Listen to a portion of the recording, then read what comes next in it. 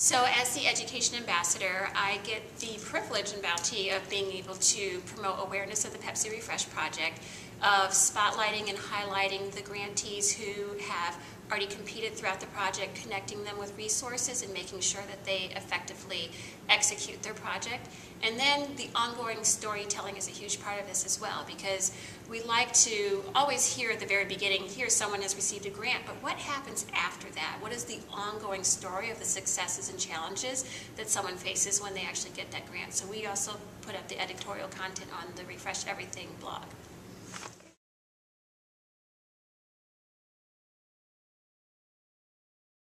There are several trends that I've seen throughout the submissions and also the grantees for the education category.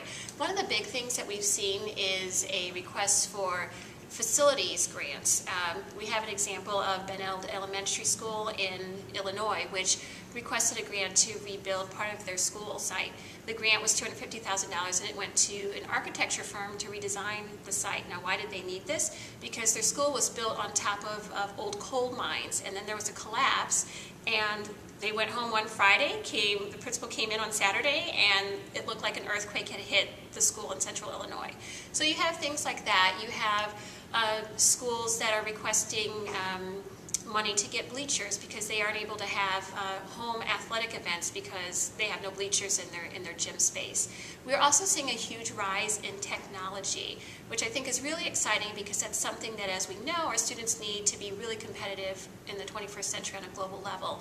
So grants for whether it's laptops or rehabbing science facilities, to encouraging girls to get involved in STEM education, we're really seeing a big upswing in tech grants.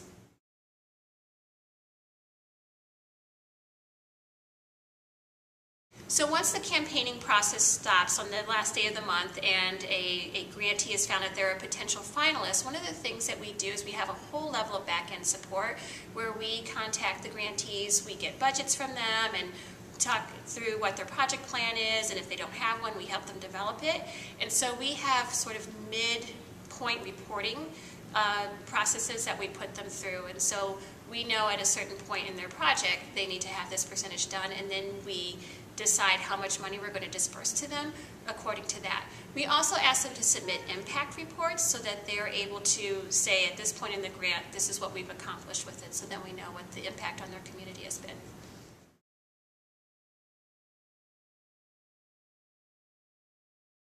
On a scale of 1 to 10, I would rate public education maybe a 3 or a 4. And here's why.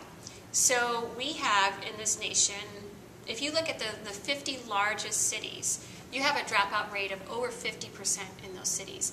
If you look at a place like Los Angeles, 60% of black males in Los Angeles don't graduate from high school. So when you have that, and we're the wealthiest country in the world, we're obviously not doing something that could rate us a 10.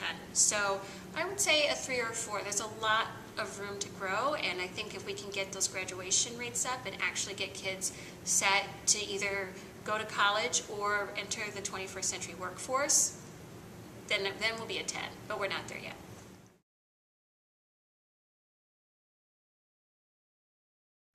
One of the top things that I think we can do to address some of the problems in education right now is to really focus on teacher quality and effectiveness.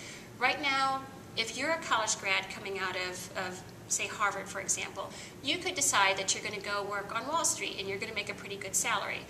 Even despite the financial crisis and all that, you're still going to make a good salary.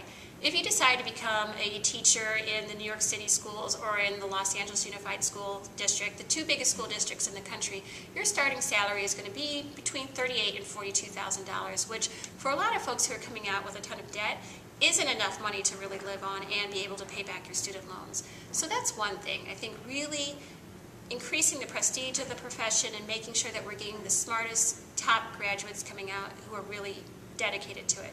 The second thing that I think really needs to change is the way that teachers are mentored and trained. Right now, beginning teachers, half of them quit within 5 years. So there's something broken in that system. So whatever it is, and I don't like to get into, is it a union thing or, versus the charter schools and all of that, whatever it is that needs to be fixed in helping beginning teachers to actually build the skills that they need to build to be effective in the classroom, and teaching them to hold high expectations for their students, that's what we need to do.